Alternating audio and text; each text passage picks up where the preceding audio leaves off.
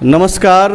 अमर बावरी जो कि भाजपा के 2 दिन 3 दिन पहले तक विधायक मात्र थे, बाद में विधायक दल के नेता बने और आज जो है वो नेता प्रतिपक्ष राज्य के बना दिए गए हैं। कल ही एक अधिसूचना जारी कर दिया गया विधानसभा से और उसके बाद राज्य को नेता प्रतिपक्ष मिल गया है, यानी कि झारखंड के नेता प्रतिपक्ष अमर बावरी बन गए हैं।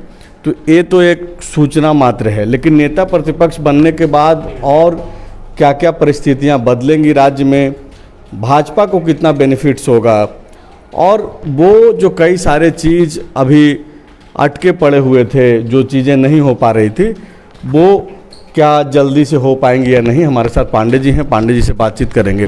पांडे जी, अमर बावरी को नेता प्रतिपक्ष बना दिया गया है, अधिसूचना भी जारी कर दी गई है। क्या क्या, सबसे पहले तो जो दर्शक हैं जो अमर बावरी को मानते हों या फिर जानते हैं या फिर उन पर नज़र रख रहे हैं, या फिर नेता प्रतिपक्ष बनने के बाद उनको और कौन कौन सी फैसिलिटी सबसे पहले मिल जाएगी। एक तो जिम्मेवारी बहुत बड़ी है, लेकिन इसके अलावा जो फैसिलिटीज़ उनको मिलनी है वो क्या क्या होगा, वो अब किस तरीके से सदन के अंदर एक्ट करेंगे। देखिए, अभी तो ये जो लेटर अधिसूचना जारी हुआ आज और कल के डेट से स्पीकर ने जारी किया, मतलब कल ही से सारा फैसिलिटी उनको मिलना है। तो वो कैबिनेट जाएगा, वो कैबिनेट में आज हो जाएगा संभवतः। कल है कैबिनेट, लेकिन वो कैबिनेट विभाग से होता है, तो वहाँ से आज जारी हो जाएगा। तो जो एक कैबिनेट मंत्री का दर्जा होता है राज्य में, स्कॉट, आवास, पीए, ओएसडी, सहायक, चालक, बॉडीगार्ड, ड्राइवर, ये सारी फैसिलिटी में तो तुरंत इजाफा हो जाएगा। मतलब सुरक्षा से लेकर के आवास और बाकी के जो सुविधा हैं, सैलरी भी, हाँ, सैलरी भी इंक्रीमेंट होगा। सैलरी उनको कैबिनेट मंत्री का मिलेगा और कैबिनेट मंत्री से कुछ थोड़ा ज़्यादा ही होता है नेता विधायक दल का। स्पीकर, सीएम और ये नेता विधायक दल जो नेता प्रतिपक्ष, हाँ, तो ये जो लोग होते हैं इनका एक अलग स्लैब है झारखंड में और वो स्लैब मिलेगा और उसका काउंटिंग डेट कल ही से रहेगा। दूसरी बात है अब ये है कि क्या वो आवास परिवर्तित करते हैं। तो यहाँ नेता प्रतिपक्ष का बोल के कोई ऐसा आवास नॉमिनेटेड है या नहीं, इस पे संशय है, क्योंकि विधायकों का आवास विधायक पुल से, मंत्री पुल से अलग अलग है। मुख्यमंत्री का आवास यहाँ नॉमिनेटेड है, गवर्नर का है, स्पीकर का है। नेता विधायक दल का जो नेता प्रतिपक्ष का आवास है वो मुख्यमंत्री हेमंत सोरेन के पास था ही और वो रखे थे, और साथ में मुख्यमंत्री भी अब वो बन गए हैं तो मुख्यमंत्री का आवास भी वो यूज़ करते हैं। अब ये है कि सामान्य तौर पे देखा जाता है कि जो लंबे अरसे से जिस आवास में रहता है उसको खाली नहीं करता, तो उसमें उनका जो बेसिक ज़रूरतें हैं वो भवन विभाग को कहा जाएगा कि इसकी पूर्ति कर दे। अगर वो मतलब अगर वो चाहें तो एक बड़ा सा आवास उनको मिलेगा, और नहीं तो जो आवास अभी ऑलरेडी एक विधायक के तौर पे उनको अलॉट किया गया था उसी में कुछ बदलाव किया जा सकता है, अलग से सुविधा का इजाफा किया। बिल्कुल। इसके अलावा जो भी एक कैबिनेट मंत्री की सुविधा है सामान्य तौर पे प्रोटोकॉल में, विभाग के अलावा बिना विभाग के ये कैबिनेट मंत्री रहेंगे। दूसरी बात कि सदन के अंदर भी जैसे माननीय जहाँ से घुसते हैं आमतौर पे विधायक, स्पीकर और मुख्यमंत्री, नेता विधायक दल एक अलग रास्ते से विधानसभा में प्रवेश करते हैं। उसके अलावा जैसे सदन की कार्रवाई किसी चीज़ पे चल रही है और इनके दिमाग में या कोई सूचना आया तो ये हाथ उठा के उसको ऑन द स्पॉट बोल सकते हैं, उस समय कार्रवाई रोक देते हैं स्पीकर कि मतलब विरोधी दल के नेता जो हैं। यहाँ दर्शकों को ये बताना जरूरी है कि सदन के अंदर जो है मुख्यमंत्री और नेता प्रतिपक्ष जो है बराबर के ओहदे के होते हैं। वहाँ पे मुख्यमंत्री होते हैं, सत्ता पक्ष का में आवाज़ हैं, हालांकि मुख्यमंत्री तो पूरे सदन के नेता हैं, लेकिन नेता प्रतिपक्ष का भी जो पद है वो इक्विवेलेंट टू सीएम का है। और उनको भी अगर सदन के अंदर की ही बातें बोल रहा हूँ, और सदन के अंदर अगर जिस तरीके से मुख्यमंत्री जब कुछ बोलने के लिए खड़े होते हैं तो बाकी सारे लोगों को, विधायकों की ये जो नियम है सदन संचालित करने का, उसके तहत है कि भाई जब सदन नेता कुछ बोल रहा है तो आपको बैठ करके उसमें सुनना है, आप हल्ला हंगामा नहीं कर सकते हैं, खड़े नहीं रह सकते हैं। नेता प्रतिपक्ष के साथ भी जो है यही होगा, यानी कि अब जो है अमर बावरी के मन में कुछ भी अगर ऐसा आता है जनहित के मुद्दे, तो वो सवाल उठा सकते हैं। अगर कोई सवाल कर रहा है अलग से तो उस सवाल में अपना पूरक जो है ऑन स्पॉट जोड़ सकते हैं। हाँ, वो तो कर ही सकते हैं। इसके अलावा जब भी वो अब अधिकारियों से, मुख्य सचिव से या एसपी से, डीसी से, किसी से भी बात करेंगे तो उनकी बात एक विधायक के तौर पे नहीं, वो आदेश के तौर पे ली जाएगी। एक कैबिनेट मंत्री का जो आदेश होता है, प्रोटोकॉल में भी वो ऊपर होगा, तो उस तौर पे ही लेना होगा अधिकारियों को भी या किसी को भी। दूसरी बात ये भी है कि उनकी जो बेसिक सुविधा तो बढ़ेगी बढ़ेगी, जो राज्य में कई आयोग का गठन नहीं हुआ है उसका रास्ता साफ हो गया। हालांकि इसके लिए दोनों जिम्मेदार हैं, सत्ता पक्ष और विपक्ष। आज तक अगर लोगों को उन आयोग का अध्यक्ष नहीं मिला तो सत्ता पक्ष भी जिम्मेदार है, विपक्ष भी। आपको याद होगा कि जो स्पीकर है रविन्द्रनाथ महतो जी, उन्होंने एक उपाय निकाला था और तत्कालीन प्रदेश अध्यक्ष को 2 बार 3 बार पत्र भेजा कि आप जिस दिन रिजल्ट आया था काउंटिंग का, उस दिन के विधायकों की संख्या में से कोई एक हमको दे दीजिए। मतलब उनको नेता विपक्ष का नहीं मिलता, लेकिन उनसे वो सलाह करके इनका चयन कर लेते हैं। तो उसमें वो लोग सब मतलब बीजेपी ने अपने तरफ से बताया। सदन के अंदर तो बाकायदा स्पीकर भी यह कमेंट करते रहे हैं कि भाई आप अपना नेता दे दीजिए, नेता आप लोग देरी कर रहे हैं। हाँ। तो अब तो ये स्पष्ट हो गया। हालांकि जैसे ही बीजेपी के तरफ से पत्र दिया गया विधायकों के हस्ताक्षर का, तुरंत से जो है विधानसभा का जो सचिवालय है देरी ना करते हुए एक अधिसूचना जारी कर दिया। कल ही के डेट से ये सारा कुछ हो चुका है। हाँ, तो अब अमर बावरी झारखंड की धरती पर कल शाम को 4 बजे आएंगे। तो झारखंड की धरती पर आते ही उनको पहला एस्कॉर्ट मिलेगा, एयरपोर्ट से बाहर निकलते ही गाड़ी का फैसिलिटी मिलेगा। तो ये सब उनका मतलब झारखंड के धरती पे पैर रखते ही ये सब इजाफा हो जाएगा। उसके बाद वो कहाँ जाते हैं उन पे डिपेंड करता है, वो क्या करते हैं। अब जब सत्र चलेगा उस समय का स्थिति अलग होगी। उस समय मतलब विरोधी दल का एक नेता होगा, विपक्ष की आवाज़ होगा और उसको सुनना मैंडेटरी होगा, उसको अनसुना नहीं कर सकते आप।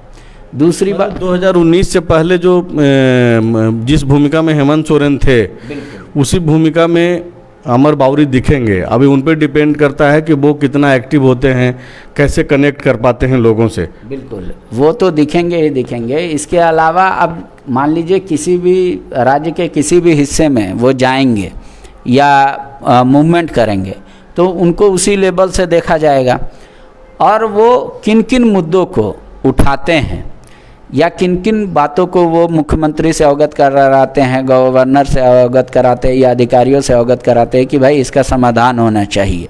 सदन में अब वो तय कर सकते हैं कि भाई जब विधायक दल की बैठक होगी विधानसभा से पहले जो बाहर होता है, उस समय वो तय कर सकते हैं कि इन मुद्दों को लेकर हम बढ़ रहे हैं और उन मुद्दों पर मैंडेटरी हो जाएगा, एक तरीके से कह लेते हैं कि भाई उनकी आवाज़ को सुना जाए। हालांकि जो विधायक लेकर आते हैं अपना सवाल या कार्य स्थगन प्रस्ताव, वो बाध्य नहीं है कोई भी, मतलब स्पीकर भी नहीं है कि भाई उसी पे कराए। आमतौर पे हंगामा होता ही, और जैसे मुख्यमंत्री भी बोलते रहते हैं, साथ में विपक्ष के विधायक भी वो आचरण करते हैं कि साथ में बोलते हैं, कोई मतलब है कि आप सुनिए, पर वो सुनते नहीं। तो क्या जब अमर बावरी बोलेंगे तो सत्ता पक्ष के विधायक सुनेंगे या उसका उसी तरीके से विरोध करेंगे? उस समय का भी नज़ारा अलग होगा।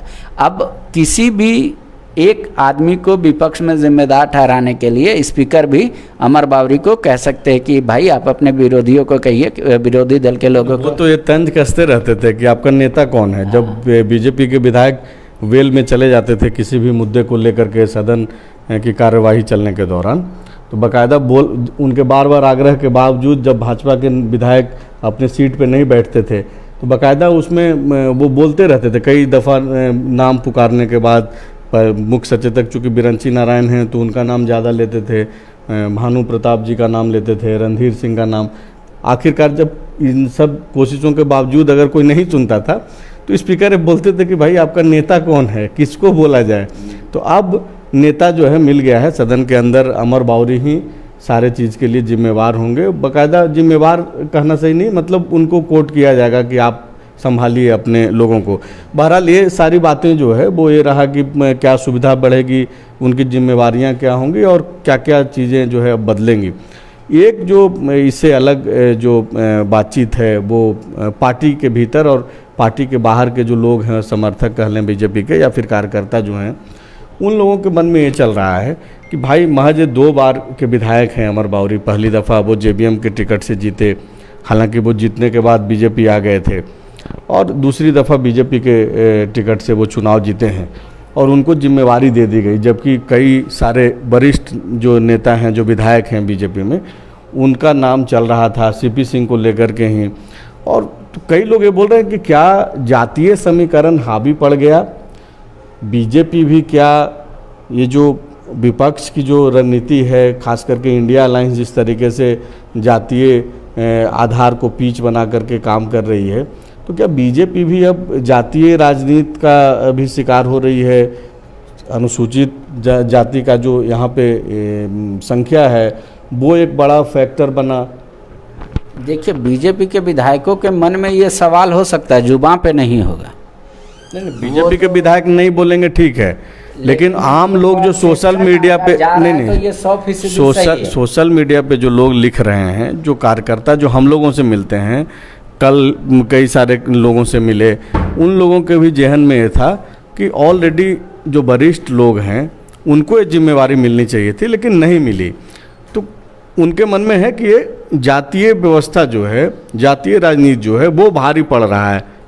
हाँ बिल्कुल, वो एक सबसे बड़ा प्लस पॉइंट है। उसके अलावा भी कई चीज़ें देखी गई कि कौन अपनी बात रख सकता है, किस तरीके से रखता है, मुद्दों को पकड़ कैसी है, राज्य में बाकी लोगों से उसका संगठनात्मक तौर पे कितना लगाव है। नहीं, आप जो बोल रहे हैं इससे तो फिर ये प्रतीत हो रहा है कि बाकी लोग जो सक्षम थे, जो वरिष्ठ विधायक हैं, वो सक्षम नहीं है बोलने में। नहीं, ये प्रदेश अध्यक्ष रहे हैं अनुसूचित मोर्चा के, एससी के ये प्रदेश अध्यक्ष है, इसी लिहाज से ये घूमे। बाकी जितने भी लोगों का आप नाम ले रहे हैं वो पूरे राज्य में वो पार्टी ने कार्यक्रम तय किया तब घूमे। नहीं, लेकिन मंत्री रहते हुए सीपी सिंह ने तो पूरे स्टेट को लीड किया ना। सीपी सिंह का जो नाम है, सीपी सिंह के जो कार्यकर्ता हैं, जो नाराजगी है कि भाई 8 बार 7 बार के विधायक रहे और लेकिन उनको मौका नहीं मिला।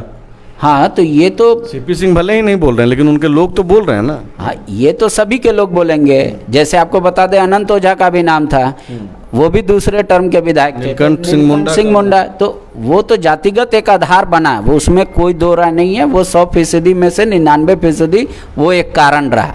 बाकी 1% जो कारण है वो यही है कि संगठन को किस तरीके से विस्तार और संगठन से अटैचमेंट कौन जोड़ सकता है। दूसरी बात ये भी है कि आप जब आपके प्रदेश अध्यक्ष एक आए हैं, नए नॉमिनेट मतलब हुए हैं, तो उनके साथ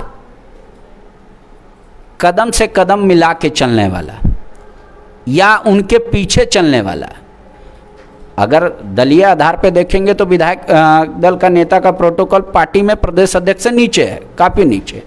तो प्रदेश अध्यक्ष सर्वे सर्वा होंगे। कोई ऐसा विधायक दल का नेता ना तैयार हो जाए जो प्रदेश अध्यक्ष को ऊपर कर ले। अब जैसे सीपी सिंह से झारखंड में कोई सीनियर लीडर नहीं है वर्तमान में पार्टी के पास। बाबूलाल भी नहीं।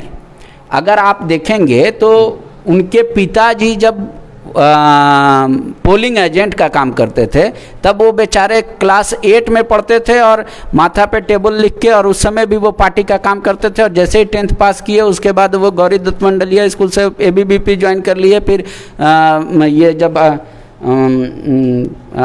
आपातकाल लागू हुआ उनको जेल भेजा गया। 2 लोगों को उसमें विशेषकर, मतलब उस समय जेल में आपको देख लीजिए कड़िया मतलब ये सब बातें सीपी सिंह बता रहे हैं कि भाई हमने यहाँ से शुरुआत किया और ये सब किया, इसके बावजूद जो है वो मैं बता रहा हूँ कि वो इतने सीनियर हैं। अगर वो नेता विधायक दल भी बन जाते तो एक कद जो है ना स्वतः बहुत ऊंचा हो जाता। एक सवाल जो मेरे मन में भी है कि थोड़ी देर पहले जो मैंने कहा कि हेमंत सोरेन 2019 के पहले जिस भूमिका में थे उसी भूमिका में अमर बावरी अब रहेंगे, तो वो तो एक चूँकि पद मिल गया है, नेता प्रतिपक्ष थे पहले हेमंत सोरेन, नेता प्रतिपक्ष अब अमर बाउरी हो गए, लेकिन हेमंत सोरेन और अमर बाउरी में आसमान ज़मीन का अंतर है।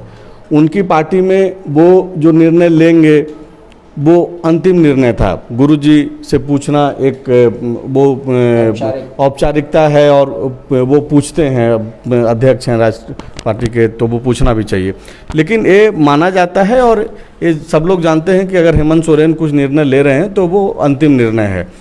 तो वो तो एक दिखता था कि अगर हेमंत सोरेन कहीं जा कर के बतौर नेता प्रतिपक्ष से बोलते थे कि मेरी सरकार आएगी तो मैं ये करूँगा, तो भले ही वो इन 4 वर्षों में हुआ नहीं हुआ वो अलग से मूल्यांकन किया जाएगा, लेकिन उस वक्त के लोग ये मानते थे कि भाई इन्हीं की पार्टी है और ये लोग जब आएंगे तो ये कर सकते हैं। लेकिन अमर बाउरी जब जाएंगे कहीं और जब ये कुछ बातें रखेंगे तो इनके ऊपर से तो मैसेज आएगा ना। यहाँ प्रदेश अध्यक्ष जो आपने अभी एक बात कही कि बाबूलाल मरांडी जो प्रदेश अध्यक्ष हैं और दलीय व्यवस्था में पार्टी के भीतर तो प्रदेश अध्यक्ष ही सीनियर लीडर है, तो ये बात भी सही है। तो ऐसे में अमर बाउरी गाइड किए जाएंगे बाबूलाल जी के तरफ से, या फिर अमर बाउरी इतने स्वतंत्र रहेंगे क्या जैसे हेमंत सोरेन थे बतौर नेता प्रतिपक्ष और जा कर के कुछ भी बोलते थे, कुछ भी निर्णय लेते थे, कुछ भी आश्वासन दे देते थे? इस टाइप का सिचुएशन होगा क्या? क्या बाबूलाल मरांडी से ज़्यादा कद बढ़ जाएगा अमर बाउरी का, या फिर बाबूलाल मरांडी गाइड करेंगे, सदन के बाहर हो या फिर सदन के अंदर? नहीं, सदन के अंदर तो बाबूलाल गाइड नहीं करेंगे, सदन के बाहर लेकिन कोई भी आश्वासन देने से पहले इन लोगों की आपस में रायशुमारी होगी। इतना ही नहीं, केंद्र से भी रायशुमारी होगी। जैसे बाबूलाल मरांडी इस यात्रा के दौरान क्या कहे, 2-3 बड़े बड़े आश्वासन लोगों को उन्होंने दिया है कि अगर हम आएंगे तो आयुष्मान कार्ड सभी को देंगे जिनकी ज़रूरत होगी। वो एक उन्होंने कहा कि अगर हम सत्ता में हमारी भाजपा की सरकार आएगी तो आयुष्मान सबके लिए होगा। दूसरा उन्होंने कहा कि हम 6 महीने के अंदर रिक्त पड़े पदों को, सृजन नहीं, रिक्त पड़े पदों को हम भर देंगे। ठीक है, अब इस तरीके का जिसमें पॉलिसी मैटर होगा वो अमर बाउरी इतने खुद ट्रेंड हैं और इन लोगों का मेंटल लेवल एक तरीके से साथ चलता है।